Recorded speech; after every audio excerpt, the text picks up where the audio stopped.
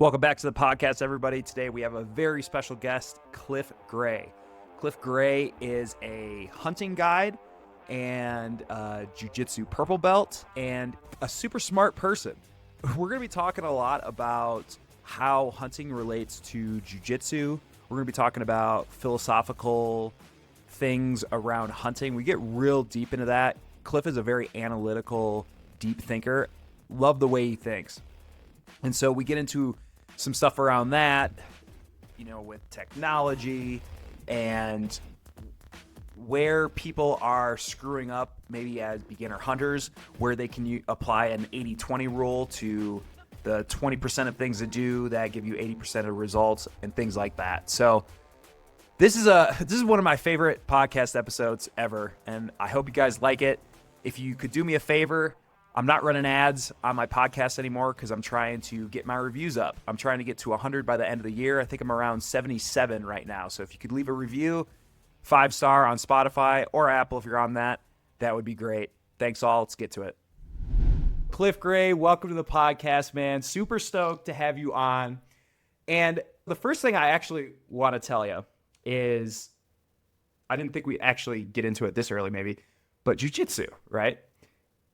My jiu-jitsu coach, he's a black belt here at Third Way, has a huge man crush on you, actually. Okay. So he has some questions that I promised I would ask you at the end of the podcast. We'll kind of maybe do a rapid fire. I know you like doing that type of stuff. So yeah, sure. Jess Simpson, you know, I had to shout him out because he's like, this whole hunting season, man, he goes, yeah, I've been cutting up meat, just been listening to Cliff Gray. Cutting up meat, listening. This is every day he's telling me this. And I said, man, I'm interviewing Cliff on the 30th.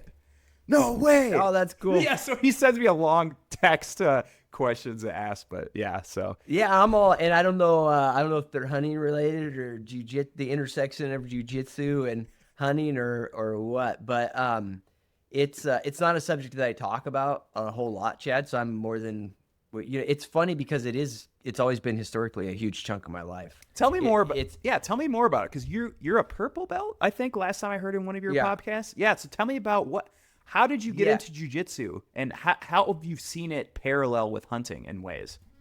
Yeah, so so how I got into it is kind of funny, but I think now, do I have to laugh? You do jiu-jitsu yourself? Yeah. Chad? Yep. Yeah. So I have to laugh because when I started jiu-jitsu, when I was like, you know, first 2 or 3 years, these purple belts would come into the gym. And I would always be, in my mind, I'd be like, what is going on with this guy? He's been a purple belt for 3 or 4 years now. He comes in once a week, maybe twice a week. Like, he could progress so much better if he came in more consistent. Like, I'm judging these guys, right, for the first 3 years of my life, or 3 years of my jiu-jitsu life. Yep. And now that I'm that guy, I'm like, I'm that dude who's been a purple belt for 5 years now, or whatever. You know what I mean? And so I have to laugh at that because I kind of have stalled out a little bit at that stage, not because I don't love jiu-jitsu, because I have just a lot, you know, life stuff is what comes into play a little bit. But it's on my 2026, like, get your shit together or get more focused on it. Dude, I used to go to jiu-jitsu, and every time I went to a class, I would have notes. I'd have like things I was going to work on.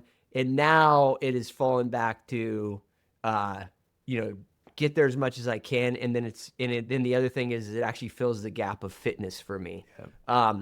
And that's just a more practical aspect of it as it relates to hunting, my guiding, all of that. Like, I have to stay in shape, and jiu-jitsu is kind of a freebie for me. I think I'm at the level with it where I can kind of mitigate the whole risk of injury to some extent. Right. But I can also use it as a freebie for keeping my cardiovascular in shape, up to par for what I need to do. So it's easy for me because it's fun. So it kind of fills that gap.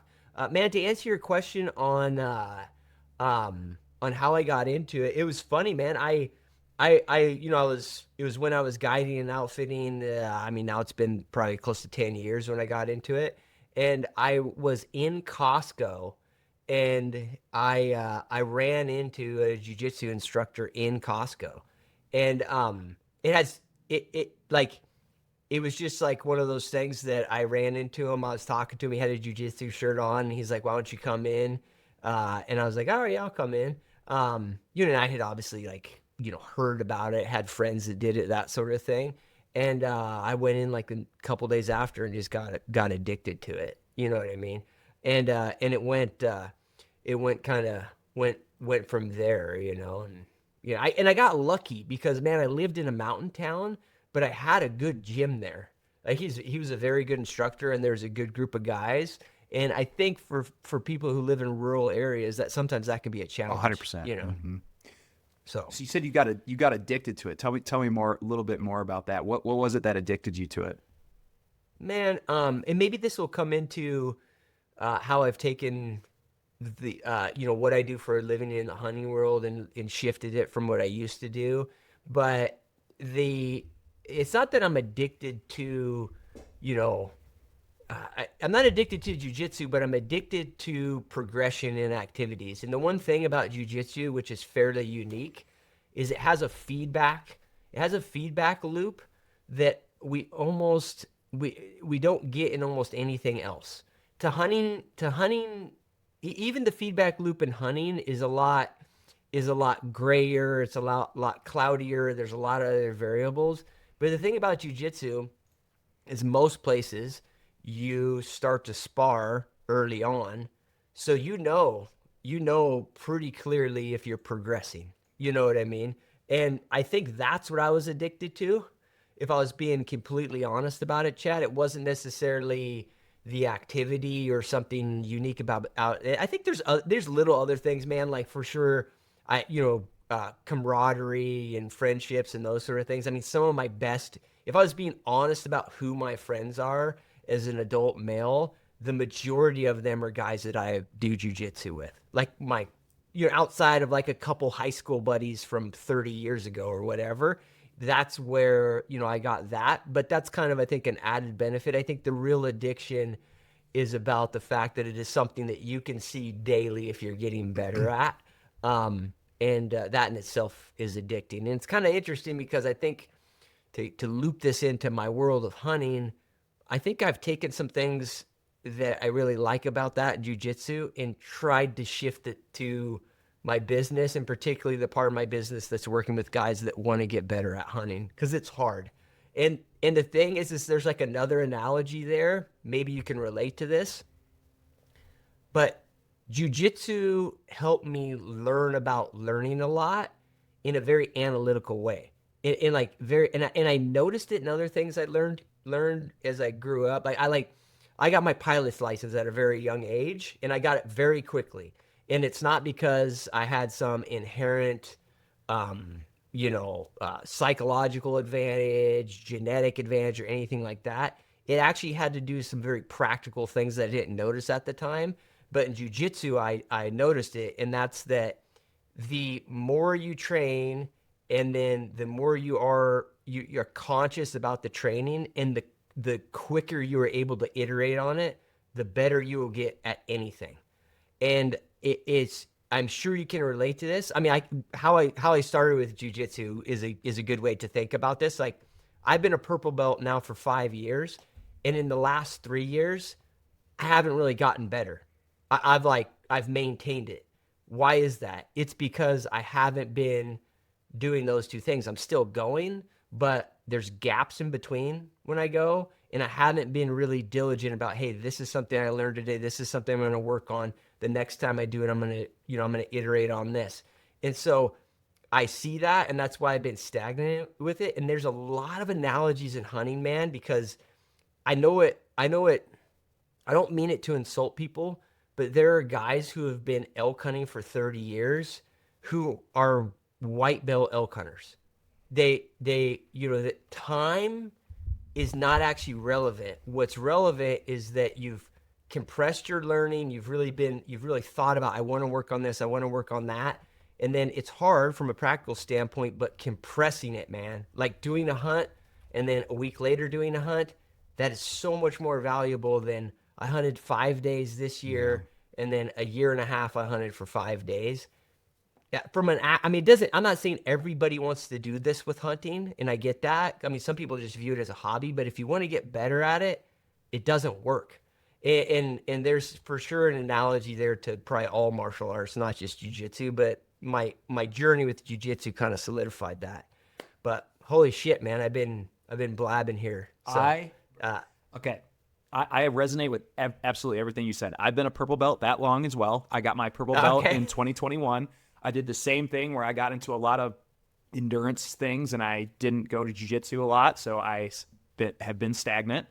And it's exactly the same way. I also got addicted to jiu-jitsu because of the learning aspect, especially, and I'm sure you think about this too, you realize how good you are now compared to when you first went in.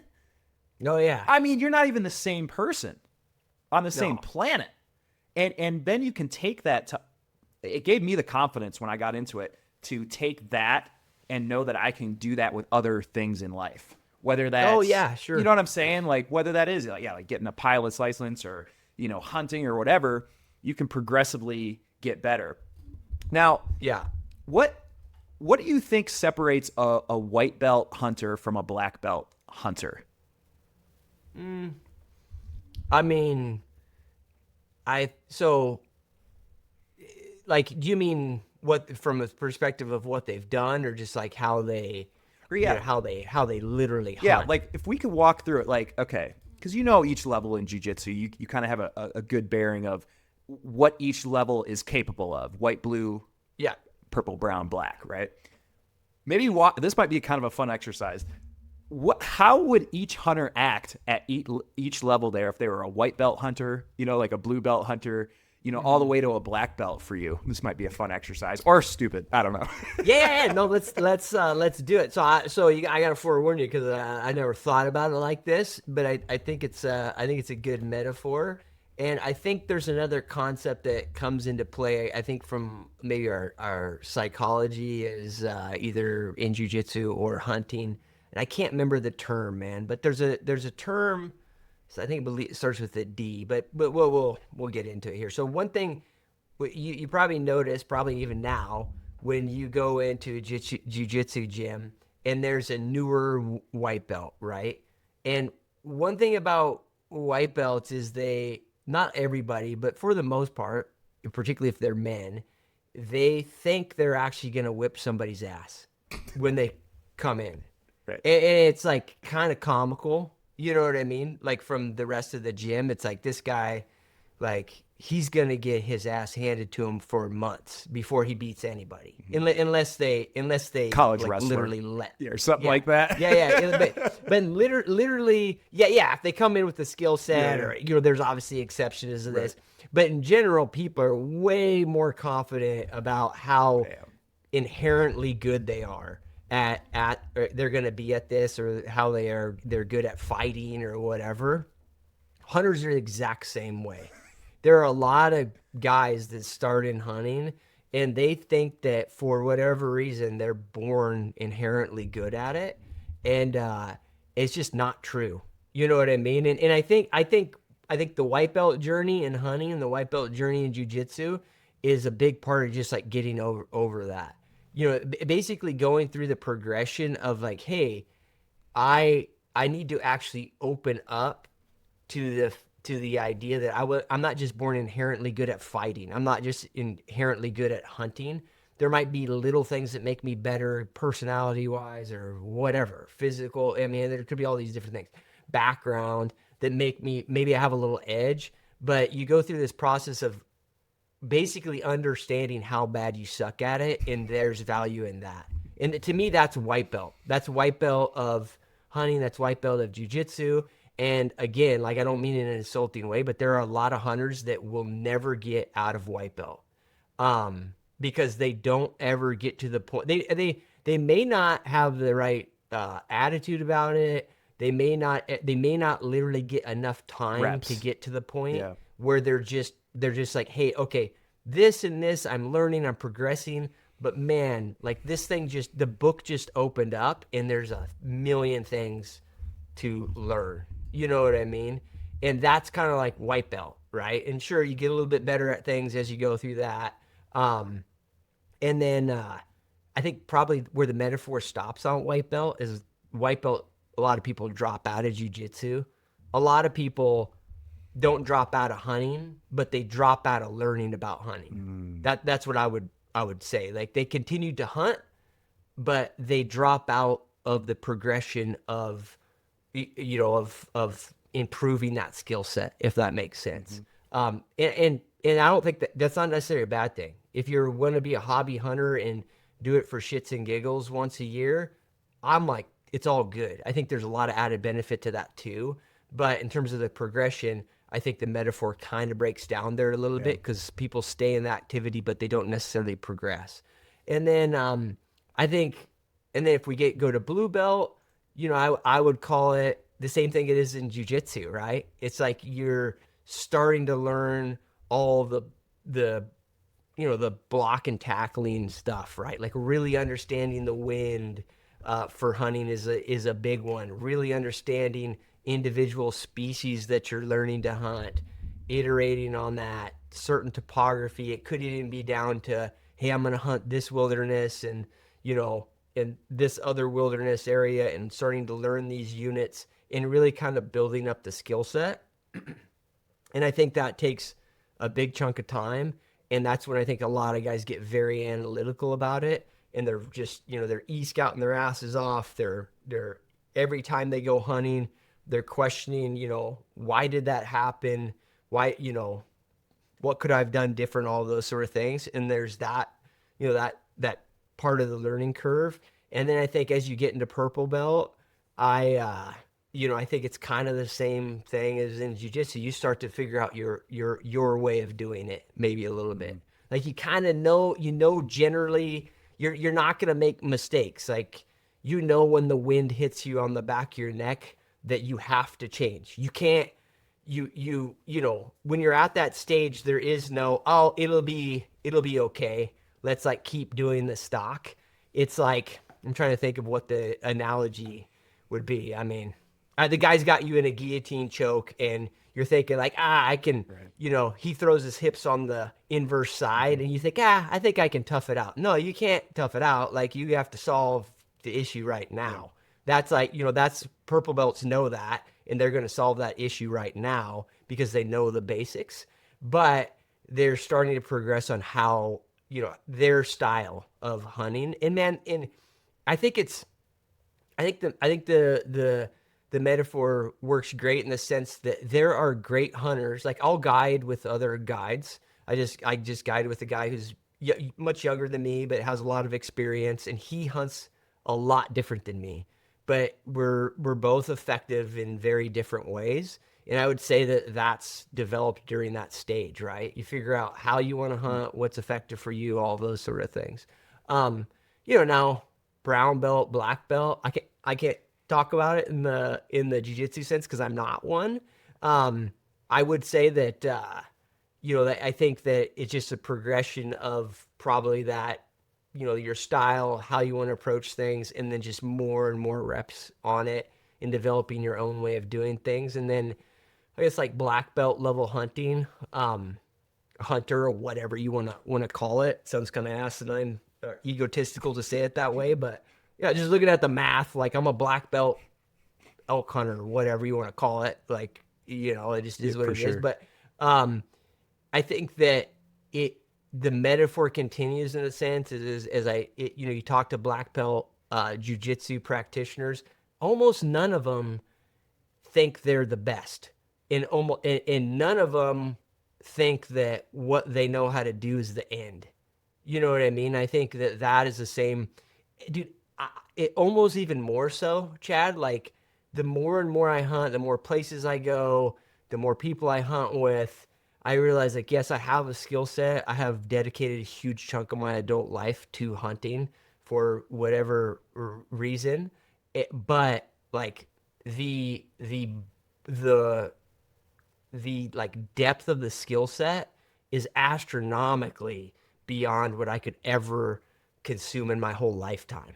You know what I mean? And I think that's maybe the stage you get to, or you hopefully get to. Does that did I hit them all, dude? Absolutely crushed it, man. Yeah, you're totally right. A lot of black belts, once they get their black belt, they just say, basically, it starts all over again, because now you're Right. going down into the depth of things. Yeah, exactly. Sure. Oh, that was awesome, man.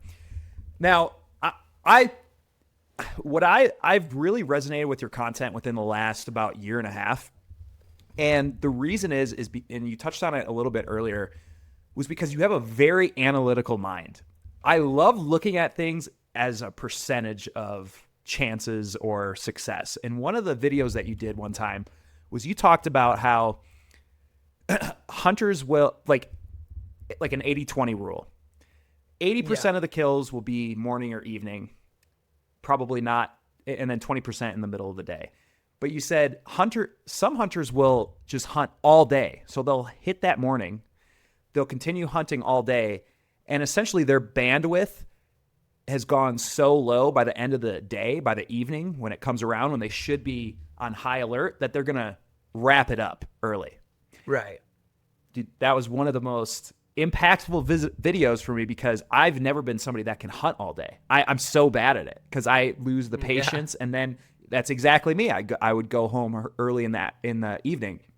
So where do you think most hunters waste time or energy that doesn't move the needle during the day?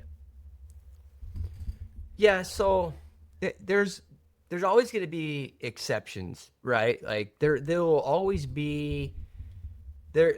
We'll just take the elk species. So the elk species in the U.S.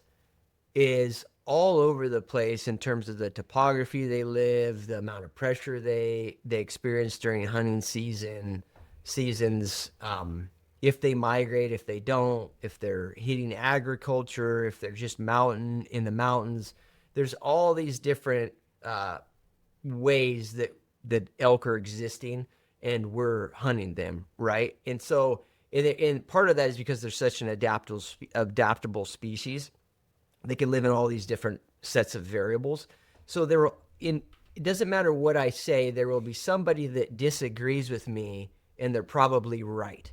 And this is one that I run into a lot, like during the day. I can tell you, I was guiding the flat tops for 8 or 9 days, and I can tell you that 95% of the bulls killed in the entire wilderness area were killed in the first 45 minutes or the last 45 minutes. I guarantee you that's a statistical fact, because I lived it for 15 years of my life. I saw the data set, all the hunters that I packed in, all the guys I guided over the years. Like, I know it's the case, right? And so, but there will be somebody that says, oh, well, here in Arizona, I kill bulls at 9 to 10 o'clock. That's because there's no water where you're hunting. Bulls got to get up in September, early October, because they're still rutting. They got to go to water. And then there's a bunch of other correlating factors, like they don't get hunted near as much. And so they're more willing to take that risk, right? So there's all these different factors. But I think that when we talk about elk that receive a lot of pressure on the during the day thing, you kind of alluded to it, in that is it's a psychological kind of foolery that people do to themselves, because people will say, well, okay, I'm going to hunt the first half hour and the last half hour, but also I'm going to hunt the whole time because I'm so tough, I'm so badass, I'm so prepared. I get what you're saying, Cliff, but I'm going to hunt the whole time. The problem is that, like, it just doesn't happen. It's not an actual human thing. It could be that you literally just weenie out and the day's too long and you're just ready to go home 20 minutes before light because you've just been out there all day. I mean, if you're talking about September, it's a very long day, you know? So there can be that kind of behavior that arises and is very common. Believe me, I have sat across a drainage and glassed clients in this camp and that camp and this camp, and I watched them go into their camps and they're at their camps 45 minutes before dark. And when I go pack them out, they tell me that they stayed out until dark every night. So I know that this does happen, you know. But the other part is, even if you do that, you walk in the dark, you walk out in the dark.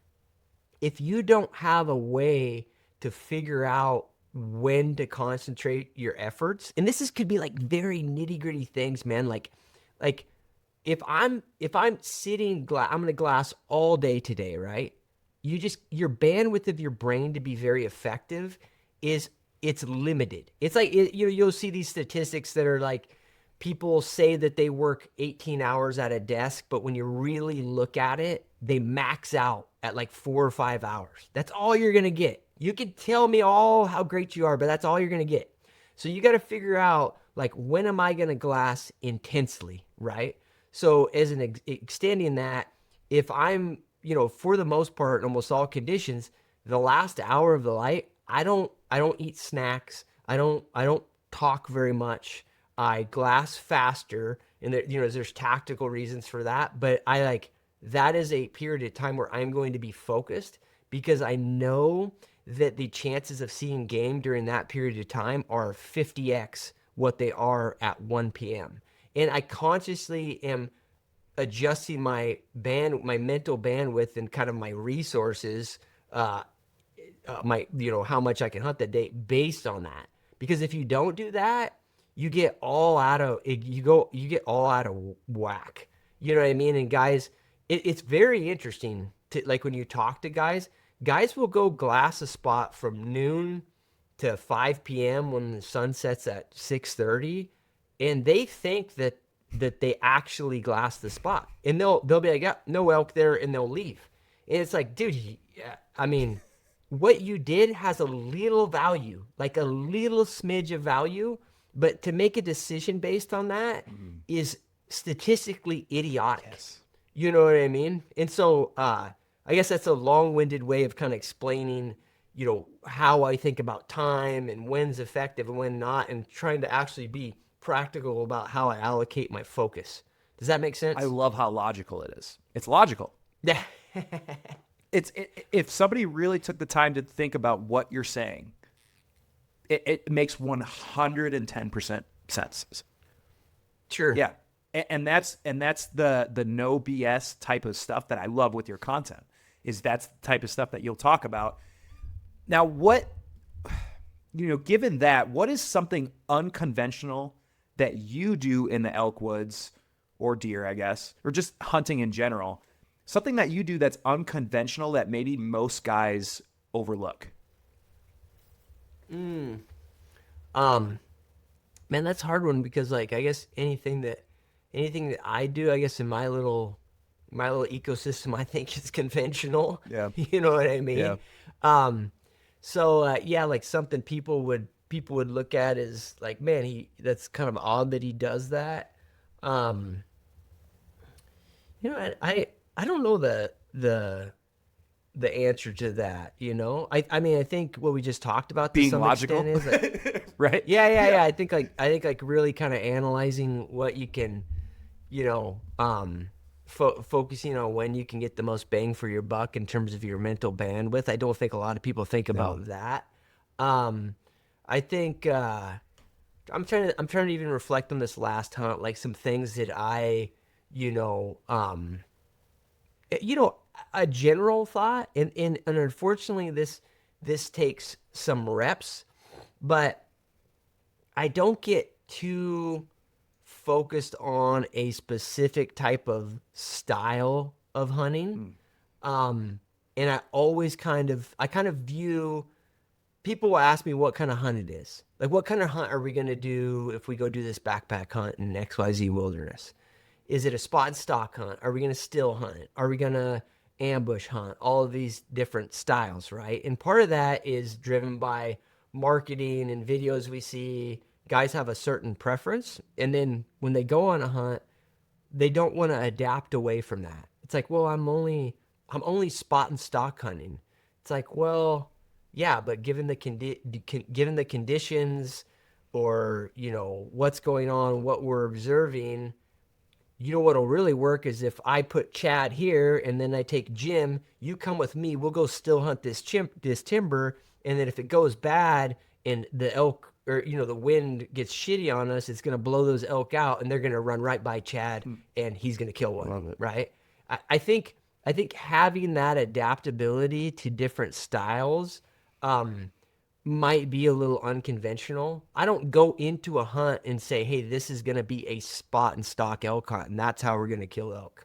I mean, I generally will know like what a style we're most likely going to do, but I try to leave that kind of open-ended. And it's weird, man. It's like, and maybe there's a jiu-jitsu analogy there too. There's little bitty weird tactics that a guy can pick up if he's seen the move just a couple times, right? Like he's seen it a couple times and then it'll be ingrained in his brain because it worked out real well one time. And then if that opportunity comes up again, he can snatch it, right? Because he knows like, oh, I know, like, I haven't done this in 5 years, but I did it. And I know that this set is like these three variables, pop, pop, pop, pop. I can do this move and it's going to work, right? The same thing happens in elk hunting. And I'll give you like an example, right? And unfortunately, it just comes through reps. But I was guiding 2 hunters this last week, and we had done kind of a spot and stock / still hunt setup in the morning, and I had mistimed it just a little bit. Like we were glassing this chute, but I was still hunting around because of the wind changes. We were still hunting around. Really, by still hunting, I mean like walking every 500 yards, sitting down for 10 minutes and glassing. But there was a big grassy chute that's hidden, and the wind is always crappy there until you get a consistent thermal. So I was kind of waiting to get in there, and my hope was that when the wind changed, I could get in there, see the elk, because they'd still be out feeding. So I kind of had this whole master plan. I'd killed elk in there before, all that good stuff, right? So we come around the corner. I'm in the last stretch. The wind's good. I look up and the elk aren't there. So I'm thinking, well, maybe they just aren't in here, or maybe they already have went to bed, right? So we start working our way up in there just so I can look at the sign. Kind of the morning hunt's over, and I look. Here's the chute, and then right next to the chute, there's kind of a rocky outcropping, and then a big flat of timber. Where you kind of think they were gonna bed, right? So I get right on that rocky edge there, and I start looking, and it's smoking fresh elk sign, like within half hour or something. You know what I mean? So I'm like, all right, we were just behind them. Like we were just behind these elk, and we just didn't catch them in the open. It is what it is. But now I'm stuck there, kind of with my pants down in the wind, because now I'm sitting right next to their bedding area. There's big swirl of wind like there is always where these elk choose to bed because of using it as a defensive mechanism. But we're kind of already in there. Like these elk are probably bedded 150 yards from us. In my mind, I'm thinking they're already up and gone. Like this is not an ideal situation, but that's probably what has occurred. So I decide, okay, hey, we're just going to walk. We're going to walk to the north here, through here. Hopefully we slip by these elk that are bedded. Probably not. Like we probably goofed this spot up, right? So we start moving along, and I know the topography enough to know that I got like 200 yards of timber, and then I got a giant meadow in front of me. Like I'm talking about a meadow that is 700 yards across, right? Giant flat plateau meadow. And I know this, and we start walking. We get about halfway through that timber, and I hear a bull kind of sniff, and I look over, and it's super thick timber, like all this downfall shit. And I just see antlers like trotting through the trees, right? Already moving. And you're not like, I mean, it is now they've got us for sure, right? So I immediately tell the guys, follow me. And I literally run behind this bull. Like he's going for the meadow. I know exactly where he's going. And I start running with him. And he's at a trot. I'm at a dead sprint, and he's crushing me, as you can imagine, because their stride's way bigger. And the guys I'm with, I know from their mannerisms, they're like, what has gotten into Cliff's brain? Because this is freaking insane. Well, they don't know that I have killed like probably half a dozen elk in my life since I was a little kid doing this. And I know when those bulls get to that open, they're going to get across it, but they're going to wonder what the hell is chasing them. And they're going to stop and turn around. And they every time they do it. You know what I mean? And so I haul ass out there. Unfortunately, I got pretty far ahead of the hunters that were with me. I like baseball slide in the meadow, and it wasn't just one bull, it was 3 bulls, and they're standing there at like 100 yards, just staring at me, just waiting to get shot. You know what I mean? And it's because they want to know what the hell is crashing through the timber behind us. We're not going to stop in the timber. No way in hell you're going to shoot them in the timber like that, because they're susceptible. You know what I mean? But when they get out in that wide open and they get some distance, they're going to want to see what is going on. And it's like they were there. And then, it was like a hard scenario for the guys. They didn't end up killing one, but it was very much an opportunity, right? So that whole thing, if I describe it on a YouTube video or talk to somebody, they're going to be like, that makes no sense. I can't imagine ever executing on that. It sounds like a great way to run elk out of the country or whatever. Yeah, agreed. Other than the fact that I've done it, like I know the move and I know it works. You know what I mean? So maybe that kind of, I guess, like framework in my mind, like being a little open to anything. And if it works once, kind of ingraining in my brain, like what are the variables that led up to that? And knowing that in the future I could do it again. Maybe that's a little unconventional way of looking at it. Pattern recognition. Yeah. I mean, that's a simpler way to put it. I love that pattern recognition, combining it with elk behavior, because you know that they're going to be curious enough to. I mean, I would have never known that. I mean, that every time I've spooked elk, I think, oh, I'm done. Yeah, it's over. Yeah. Well, most of the time it is. You know, but if they're gonna go across something big and open, it's just a little tweak, you know, a little different. I love that, man. Awesome. Okay, going back real quick to the morning and evening talk that we had. I wanted to ask this question: what percentage? Which one do you prefer hunting, mornings or evenings? And which one do you have a better percentage of kills on, mornings or evenings? Yeah, so I think probably, man, like if I looked at everything, I'd probably kill more elk in the morning. But I think that's convoluted by the factor that a lot of times I'm using afternoon information to kill one in the morning. You know what I'm saying? I think just like on raw coming into a new area, I think afternoon hunts are just as effective. Huh. Does that make sense? Totally. Is it where you're finding sign in the afternoon, or you're actually seeing game and kind of putting them to bed in the afternoon and then killing them? Yeah. So a lot of times as a general strategy, particularly if I'm in a new area, I'll use like my middays, I'd say like low efficiency on looking for game.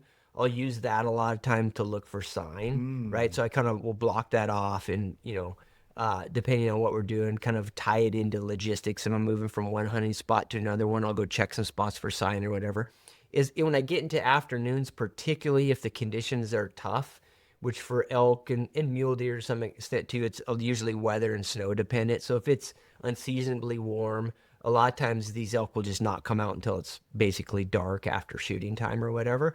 So if it's those conditions, a lot of times I'll be looking at the afternoon to be getting in a position where I can see very high potential stuff, and then all glass past shooting time, if that makes sense. And a lot of times when it's really tough, you'll kill a bull in the morning that you saw the night before, 15 minutes after shooting time. Because what'll happen, it's not necessarily that you're going to catch them in the open always in the morning, but man, if you know, like, dude, that bull popped out of that clump of timber last night, 10 minutes after dark, and you can, like, now you've got a very localized spot you can look for him in. It's amazing how much easier you're going to be able to find him in the morning. And it could be, I mean, I've killed a lot of, well, particularly mule deer bucks. I've killed a lot of mule deer bucks. Like, I saw him last night, and he was in this aspen grove with all this deadfall, and I get like 500 yards from him with a pair of 15s, and I just like pick that shit apart and find him laying against a tree and shoot him. Huh. You know, and it's not that he was up in the morning; it's that I knew he was there because I caught him the night before when he was moving around or whatever. Gotcha. Does that make sense? Yeah, totally. When let's say you're not seeing the numbers of animals that we were kind of just talking about in either in the mornings or the evenings, you're not really seeing sign and stuff like that. Is there it's just been a grind of a hunt? Yeah. What is the mental cue or mantra that helps you kind of snap back into focus for this, if anything? Well, so the cue I use or mantra is maybe it drops back to like a rational or practical perspective on it. Most elk hunts and most deer hunts, you know, particularly if you're being selective, they're kind of like they're pretty slow, and then things change, and maybe you just get lucky and just it's been slow, and then you kill one, or it gets slow, and then you have a couple little triggers, right? You see fresh pile of bullshit, and then some tracks, and then you catch them out that night, and you kill them in the morning. So it's like been a very slow hunt, and then it's like boom, boom, boom, boom, done, Right. Success, right? And then a lot our brain is always tied in on that, like that success. I guess the way I'd put it, I was talking to a guy about this recently. You have to think about your hunts. You can have hunts that were so shitty. Like you're in the mountains for 8 days and they're so shitty, but then you had one little variable that set you on a path that in a 12-hour period, it went from 7 days of the crappiest hunt of your life to boom, killed a bull, done, right? Happens all the time. And so, but the thing is, we have to consider the fact that what if that didn't happen? Yeah. What if I didn't run into that one pile of bullshit? What if I didn't, I meant that in a, I meant bull. that not in a, actual bull. You know what I mean? Right. But yeah, so, you know what I mean? What if that didn't happen on that hunt? The best hunt of our life, just because I didn't see one little thing, one little clue, the best hunt of my life in an alternative reality would have been like the worst hunt in my life, right? And so when you frame it that way, then you start to, I think you become much more tolerant of the grind because you realize that's just how it is. You know what I mean? And there's only little different, like people, again, it gets back to like a lot of, certain areas and pressure and everything else. But most elk hunting that's accessible to all of us, you know, the wilderness areas, the backpack hunting stuff, all this where you can get tags, most of those hunts, man, like, I mean, I went and guided this hunt. The guys had opportunities at bulls. We killed one bull. We killed a big bear. Guys had a great time with just slight variation, Chad. This slight variation, we could have killed 4 bulls and a big bear, epic. Right. Or slight variation, we could have left that wilderness with 0.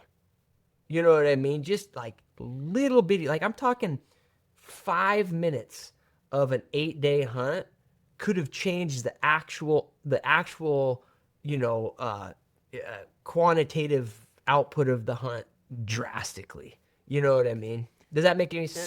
So what you're saying is if you're in that midst of that grind, it just takes it could just take some little switch for it to all of a sudden become one of the best hunts you've ever experienced in your life.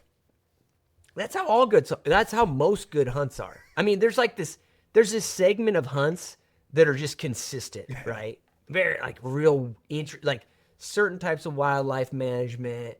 A lot of times it's private land. A lot of times it's high draw right. Tags. That's great. And that kind of hunting is great. But let's be honest, most of the rest of the hunting is like you are just waiting for something to turn the tides so you can have success.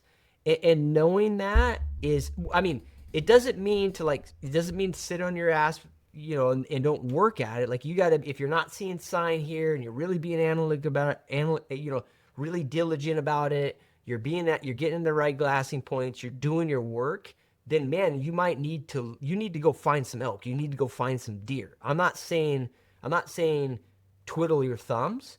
But what I am saying is keep in the mindset that, like, as long as you're being effective every day, every, minute that you're focused and you're hunting, you could just be a minute away from the whole thing changing. And that is, I mean, I guess it's like a very basic concept, but a lot of guys don't get that. Yeah. Cliff, you need to write a book on hunting philosophy. This would be epic, man. For Why? People just watch your podcast. Dude. Yeah, right. But I think it also goes back to, I'm sure you watch, maybe you don't, but I watch hunting documentaries on YouTube a lot of times. Sure. And I gotta say, the best ones are always when they are just grinding it out. Nothing's working. Oh, yeah. They're miserable. And finally something happens at the end of the show. I can't tell you versus when I was growing up, it would be the Outdoor Channel you'd watch hunting shows on, right? And people were seeing, you just take your binos out. Oh, there's one. There's one. There's one.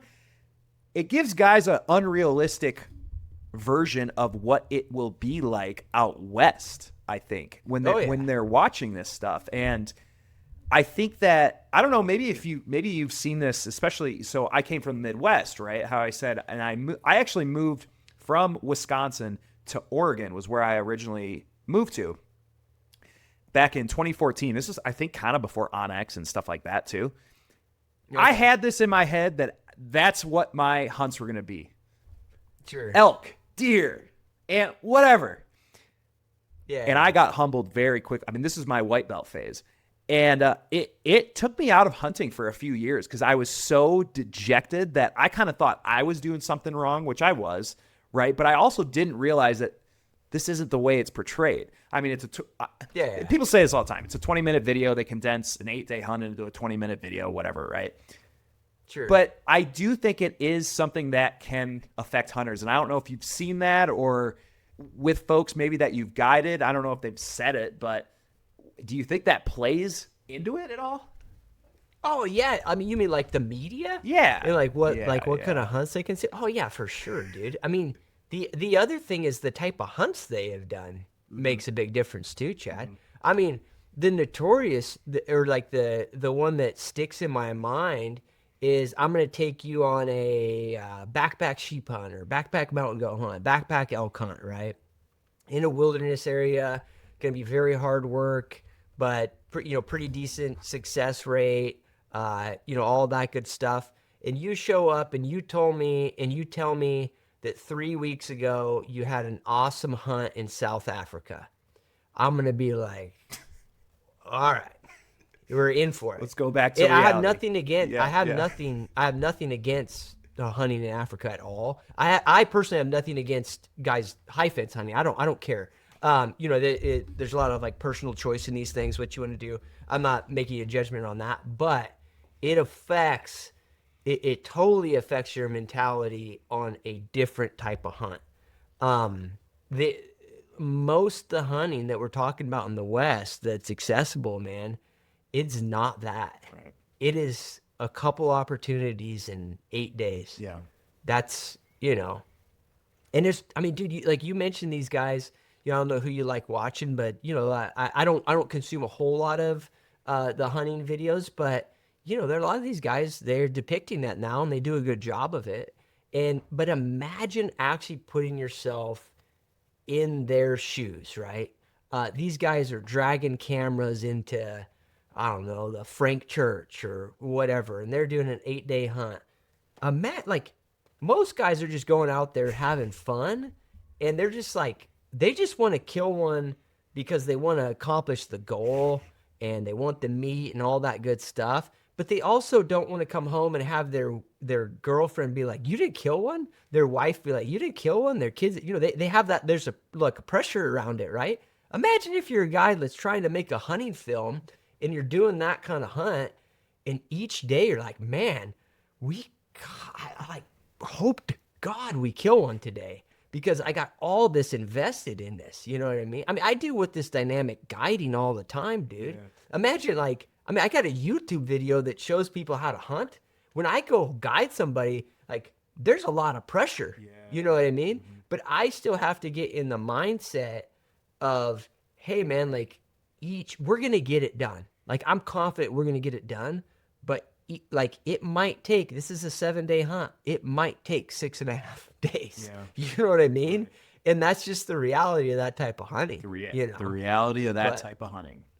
Yeah, it just is what it is. And the quicker you get over that, you'll get a lot better because you won't burn out mentally and stuff like that. I mean, I guided so many old guys and packed so many old guys into drop camps that were so good at killing shit, Chad, because they embraced this attitude. Like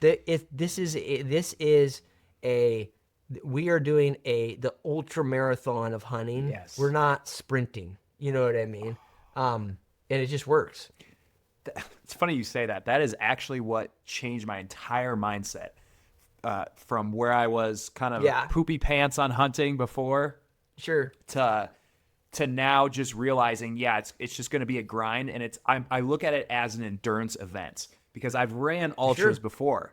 Between when when I stopped hunting and then got back into it, so there was a large gap there, and that's when I was doing a lot of endurance work, and I just realized that I was like, wow, this is basically just another endurance event. Yeah. It may not have as much physical component or whatever, but mentally I think it's probably similar. Mentally, I think it's tougher because there's not a set endpoint. I know if I'm running 100 miles, I know where the aid stations are. I know where the end of the run is. I know where the start of the run is. With hunting, and that's why I asked that question of that mantra or mindset that you have, because it's so much different than these endurance sports because there is no absolute, well, there is an absolute end is when you probably harvest something, but you don't know if that's going to occur or not. Oh, yeah. And there's things completely out of your control. Yeah, exactly. But, Yeah. So, no, it's, there's probably there's, some similarities, I'm sure. Yeah. Okay. But I got a couple situation questions for you, if you don't mind. If I kind of want to see what you would think you would do in some of these maybe situations, and then we'll kind of wrap it up with some questions. Sure. Cool. Yeah, go for it, man. All right, I got 2 situations for you. One is actually the situation I'm experiencing right now. and feel free to be like, dude, you really screwed this up and you're done. And don't feel like you need to take a lot of time with this either. But basically, I've been hunting at 9,000 feet. I'm in a burned area. I'm about a mile from a road, from all roads. I'm in this basin, okay?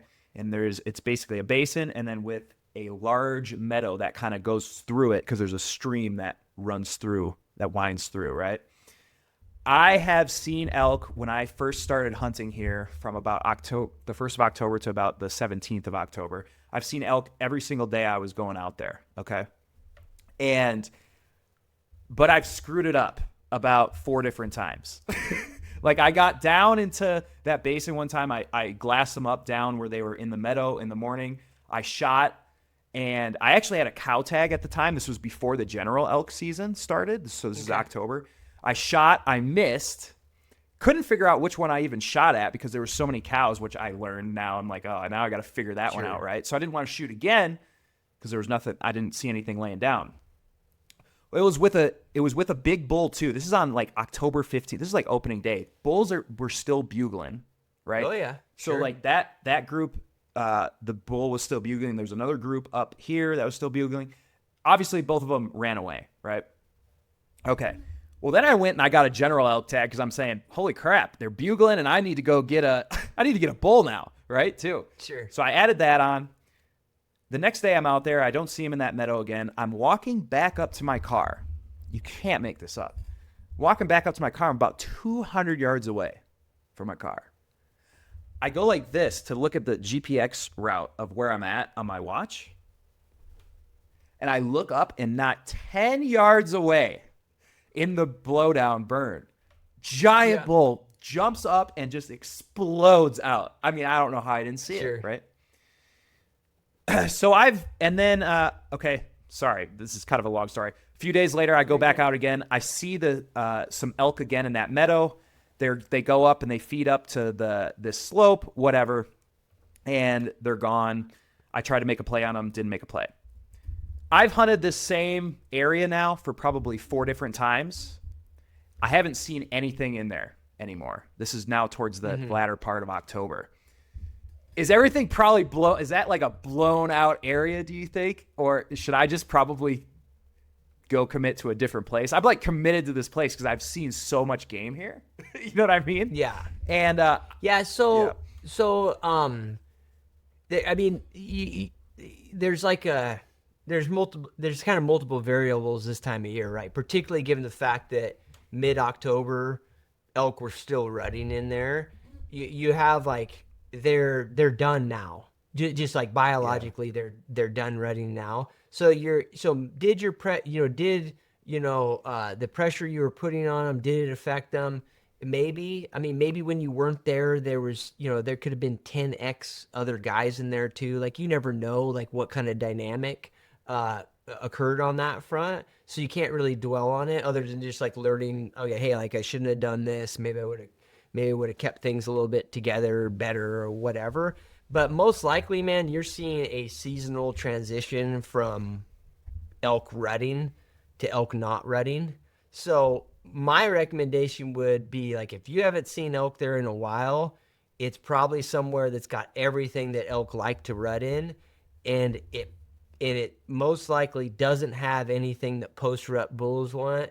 And it doesn't have exactly what cows want after the rut, right? So your cows probably went to mellower country, better feed, that sort of stuff. And then your bulls probably aren't that far away from there. But do you have snow or anything? Yeah, we've gotten snow up high. I was at 10.5 2 days ago, and there was about 5 inches of snow or so up there. But I hunted up there, and I had seen a lot of elk up there last year. That's where I killed my cow actually on October 25th, and there was snow that day. But I've hunted there a couple times, and I haven't seen anything actually. So I think I would just like my personal deal is I would just start like just basically spiraling a radius out of there, looking in every nook and cranny for spots where bulls are living. Yeah. Like the bull you jumped, if somebody hasn't killed him, the other bulls you've seen in there, they are somewhere probably not that far, holing up where they got water, cover, and some feed. Yeah. And man, particularly if you got snow, just look for snow and fresh tracks and little kind of what I call like bully spots. Yeah. And then you'll find them. The thing is that like elk it doesn't matter how we think about it, how we know the spots. When elk are rutting, they're way easier to find because there's shitloads of them together. Totally. You know what I mean? So you take all those bulls that you're after, and there might be now there's like 2 here and 2 here, and they may only go 1,000 yards in a week. You know what I mean? Like they may just be in that circle. So the plus side is once you find them, like you're gonna kill them, but it's kind of like a little bit of a needle in a haystack type of deal. Yeah. You know what I mean? Gotcha. That's my thought. I wouldn't dwell on that you like blew the spot out. I think you're probably dealing with like seasonal transition. Okay. That's what another guy that I was talking to is kind of saying. He's like, yeah, you got to find them between that low winter range and where they're rutting. There's probably somewhere in that transitional period. Yeah. Around in there somewhere.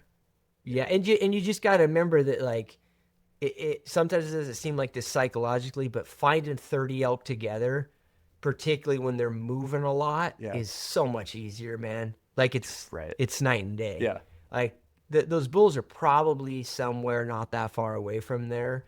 It's just that they're not moving as much, so they're not putting as much sign places, and then you just visually can't see them because they're not walking 5 miles a day to go try to look for cows or whatever. Okay. So awesome. Thanks for that. I appreciate that, man. Yeah. Yeah. Okay. So a couple of rapid fire from my my coach real quick, because I promised I would ask some of these things. So sure. I know that and I know from your content, you love glassing. That's my style too. I love glassing. Sure. My coach isn't that big on glassing because he doesn't hunt glassable areas. Right. And so, but he says if there's fresh sign in the area, but you haven't been able to locate them by glassing or calling, and you haven't determined exactly how they're moving from feeding to bedding, how would you hunt that particular area? And I think he's talking about this from an archery perspective too. Okay. So there's fresh sign, haven't been able to locate them glassing or calling, and you haven't determined how they're moving from feeding and bedding. How would you hunt? And I think a follow-up question would be, would you hunt bedding areas during the day or stay out of them to risk blowing them out? Yeah. So in general, if it's a place that I want to hunt ever again during that season, I won't hunt the bedding areas. And the reason is just that, like, so you have your risk is much higher, because if elk get screwed with in their safe place, they will move a long ways, right? Yeah. And then the other component of that is most of the time elk bed in a spot where they're pretty much unapproachable. And maybe, so another thing that plays into this question is, like, the scenario you're giving to me might just be impossible. You know what I mean? Like, people don't discount the fact that sometimes elk are, like, unkillable. Like, they're basically they're on public land, or they're on where you can hunt, but they might as well be on private because they got all the cards, right? So there is that's not like that it's not like you can kill elk every time regardless of where they're at. So that might just be the scenario, which in that case, the risk of going in there and trying to kill them in their bedding areas is like, well, what's the downside? You run them out of a spot where they have all the cards, right? So that can be, it's like a mental game you have to play. A nuance to it that I'll tell guys is, like, if you know where they're bedding, or generally where they're bedding, you have a very good intuition, and you're viewing it as unhuntable, try to catch it on. And it depends on your flexibility, like how much you can hunt. Is it somewhere down the road? Is it you got set time? And I know it all matters, but try to find it on a day where like prevailing wind is dominating, right? Like, that's something that I ran into a lot. If you hunt plateaus a lot, which I've historically hunted plateaus a lot, particularly early season, elk bedding areas for elk, you're not going to get close to them because the winds are too shitty. There's like they can use the prevailing winds and the thermals to make it where they're bedded, you're not going to get close to them. But if you have a storm system come in with a dominant 24-hour or all day prevailing wind that dominates, all of a sudden you might have an opportunity where you can walk straight into their bedding area with the wind in your face and shoot one, right? You got to kind of, in an ideal world, you would have those sort of scenarios, and it'll work. And there's lots of other hunting. I don't know why elk hunters don't focus on this, because there's lots of other hunting where guys do this. Like, there are guys that are waterfowl hunters, and they'll have 10 duck blinds, and when a certain wind comes in, they go hunt that duck blind because the ducks are all of a sudden super susceptible on that wind, So you can kind of play with that as if that is something that's practical for your logistics, if you got the whole month to hunt or whatever. But outside of that, like, maybe you can give it a try. You know what I mean? If all those variables are tough. The other component that I would say is that I'm not saying this particular case is a situation, but I hear people tell me over and over how they hunt country that is unglassable. And I have had people tell me about the unglassable country that they're hunting, and then they get on Onyx and they send me a screenshot of the spot, and I'm like, I've been there before, and I've glassed elk up there, and I've killed elk there before. You know what I mean? So what you're calling unglassable is not necessarily unglassable. It's just that you might have a debate in your mind whether or not it's glassable to the extent that it's effective, right? Yes. But if you know there's fresh sign there, glassing only 300 yards or 500 yards may be effective. Does that make sense? I think there's like this weird thing that people do. They think, oh, glassing, that means high point, see 2 miles. It's what I've seen in the YouTube videos too, right? Yeah. Exactly. Yeah. Yeah, and so the thing about it, man, is like, particularly if I'm mule deer hunting, but it applies to elk too. If I'm glassing where I can see 180 degrees for 2 miles, but I don't know anywhere in that landscape where literally I can go stick my foot into a pile of green, slimy shit, I would rather be glassing where I could see 500 yards through just thick timber, looking for a horizontal back, looking for an antler, looking for, just that like fur that's respirating, right? This stuff sounds crazy, but like this is what I'll do. It's black belt. And I can only see 500 yards with my 15s or whatever I'm using, but I know there is fresh sign right there. I'd probably take that second opportunity because it's already narrowed down. Yeah. The elk are there. You know what I mean? So it could be the case that it's literally unglassable, but there might be more room for glassing than he thinks. You know what I mean? So combine the glassing with sign. That's kind of the yeah. tactic Use there. the sign to narrow it down. Exactly. I mean, the sign doesn't get there unless the elk are there too. Yeah. You know what I mean? And so those things you mentioned archery, so it's not really as applicable. But the other thing is, and it's like the old time deal, is that rifle guys that get in those situations, I see it over and over again where groups of rifle guys get in those situations where elk are unapproachable, and it's like, hey guys, like, if you walk in there, they're gonna run out. Just put some guys where they're gonna run out and blast them. Like, nobody wants to talk about that. Like, I mean, my father's visiting here. He was an outfitter for many decades when I was a little kid, and that's how you hunted elk. Oh yeah, for decades. Like, so this whole idea that pushing elk is problematic and doesn't work or whatever is like comical. You know what I mean? Like, it for sure works, and it applies to these situations. I understand some people may not want to do it, whatever. I get that. But if you want to kill one, it's a way to do it. Why do you think that's changed, actually? Because you're totally right. I've hunted with folks in Oregon, blacktails and stuff like that. That's exactly what they would do. It's exactly what we would do in Wisconsin for whitetails, but It seems as though people have gotten really away from that. Is it the media?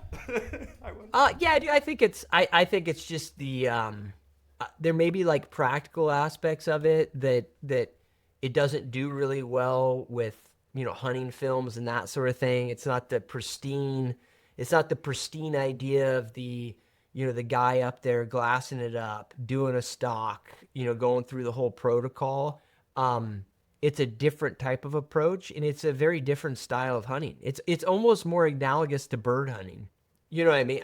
I mean, you're still shooting elk, or you're still shooting mule deer, and so I think it's just a different style that some people have never been exposed to, and they don't view it as like the right way to do it. I think the other thing is that the ethical component of it gets like, I think there's some misperceptions about that, it's, I mean, I could, the thing about like a hunting film on driving elk out of the timber, it has a high potential to get wild. You know what I mean? I mean, it's super fun. Yeah. I'm not saying that I have a problem with it. It's super fun, Chad. Right. The thing is that like, it's like this dynamic, right? Look, if you're driving elk and you got a guy in the right spot, the elk are gonna come by him at 100 yards, but they're probably not gonna stop and look at him. Right. They're probably gonna be trotting, and he's gonna blow them off their feet, and they're gonna be dead, but it's gonna be chaotic. Yeah, you know what I mean? And I just don't think that a lot of people think that's the right way to do it. Yeah. Yeah, absolutely. Yeah. I'm just being honest, dude. Like, I could just see a hunt film with it. Like, it would just be GoPros on people everywhere. Yeah. You know what I mean? Yeah, I think that'd be the only way to film it, really. Yeah. But people staying within the bounds of what they're capable of doing and following regulations and all of that stuff. I don't know why you wouldn't do it. It's super fun. You know what I mean? Like, yeah, man. Yeah. No, I think I think, speaking for me, I'm totally influenced by that media. I mean, I remember, again, when I was in the Midwest, I would read that Western Hunter magazine, and I'd look at those photos of people glassing, and I'm thinking, that's what I want to do. I want to sit there and glass and find one and stalk one, and that's what I want to have as my ideal hunt. I don't, because it looks pristine, it looks romantic in a way. I don't know, but it's just the perception of things, I guess. Yeah. Everybody has personal preference too. I mean, if it's not my preferred method, right? You know what I mean, Chad? Like, I would rather do just pure spot and stock deal or whatever. But I think there's just a little bit of bias in there because of that. I think there's also this perception that it's rude, that it's like a rude thing to do. It's that you're kind of shitting on the area or the hunters around you or whatever. Which I think is very interesting because archers I'll watch dozens of archers every year follow elk into bedding areas and blow them out of the country. Yeah, I mean, the elk wind them and the elk run off like 3 miles. Well, it's like, dude, I mean, at least the guy that's pushing has them a chance. Someone like, has a chance. You know what I mean? Yeah, exactly. So it's kind of I think it's a weird way to look at things, but I also get it. Yeah. Right? If guys are driving in elk in an area that you're trying to hunt, it sucks. Yeah. You know what I mean? It has a different feel to it. Oh man, that was good. Okay. 2 more real quick. I'm really curious on this question because I've struggled with where this is kind of going in the hunting industry. But okay, so you got e-scouting tools, you got GPS units, you got trail cams with cameras that can send stuff straight to your phone, you got auto stabilizing binoculars, you got some archery sights that can range with right on the site and all this type of stuff, right? And it almost seems like sometimes hunting is becoming a little more efficient, right? Mm-hmm. Where do you feel like the tipping point is with the technology, and where do you feel like it kind of starts taking away from the hunt for you personally? Dude, it's a super difficult question, Chad, and I don't know the answer. I guess the official way that I think about it in my brain, that hey, if it's legal and the game departments have factored it in or whatever, I'm not going to knock anybody for however they're approaching things. And in general, if it increases my effectiveness and it's legal, I do it, right? Or like to some extent, right? And so that is the case. Now, having said that, I think when I really think about it philosophically, I think we do as a community have to figure out, well, where's the line? Where do we want that line to be? You know what I mean? Because it does kind of like, it's like I'm not saying we're there, but there will eventually be a line where it's like, why don't we quit doing this and affecting a public resource and utilizing a public resource? And why don't you guys that are into that just play video games? Like, put the VR thing on and just like blast some shit. You know what I mean?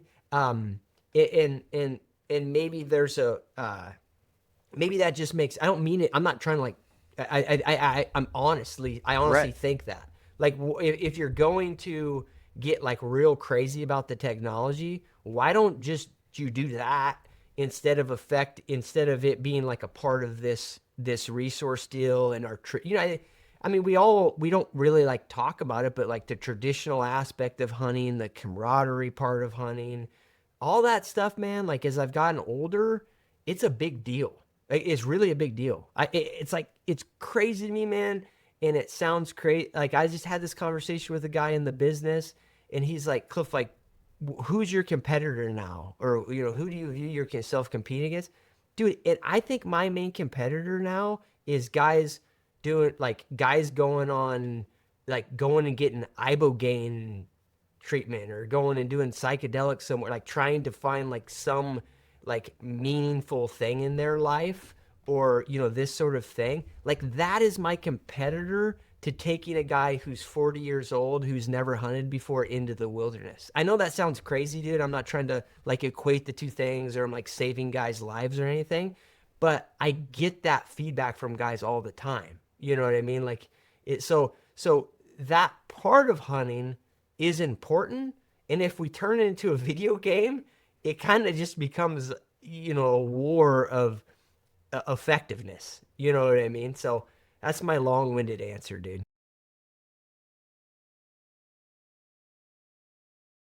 I enjoy what's his name? Clay Hayes. For whatever reason, Cliff Gray and Clay Hayes sound the same in my head sometimes. But Clay Hayes, that's why I really enjoy his stuff. He does the traditional hunts with the traditional bow. I've gotten, as I've gotten older, to where I've gotten more into that type of stuff. I think it's so cool. You interviewed, was it Cade maybe or something like that, where he did the frickin' no food or whatever. Yeah, oh yeah. I mean, crazy. I think that's so cool. Sure.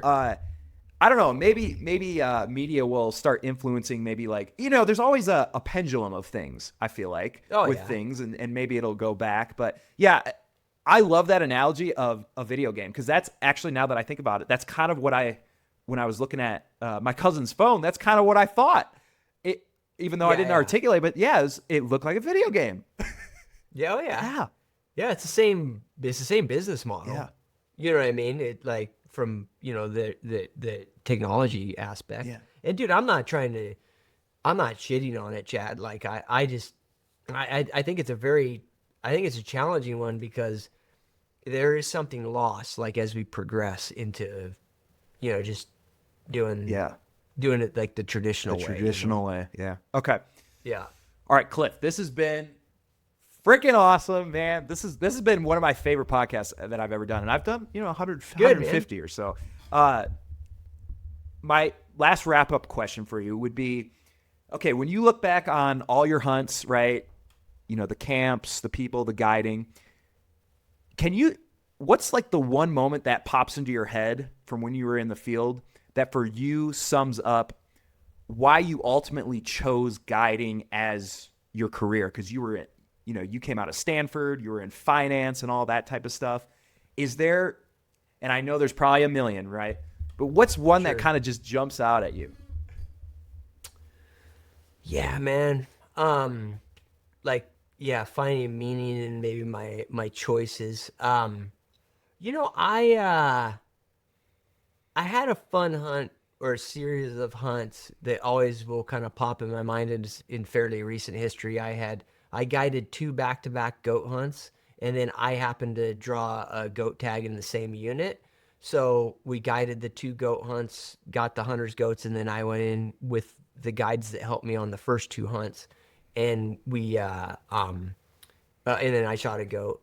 And I think that kind of brought it into light, because I remember during the period of time, like, all these guys who were helping me on the hunt, who were helping me guide, and then helped me on my hunt, they're all guys that, like, they worked for me over the years. They were guides that I saw get into guiding for their own reasons, and all different backgrounds.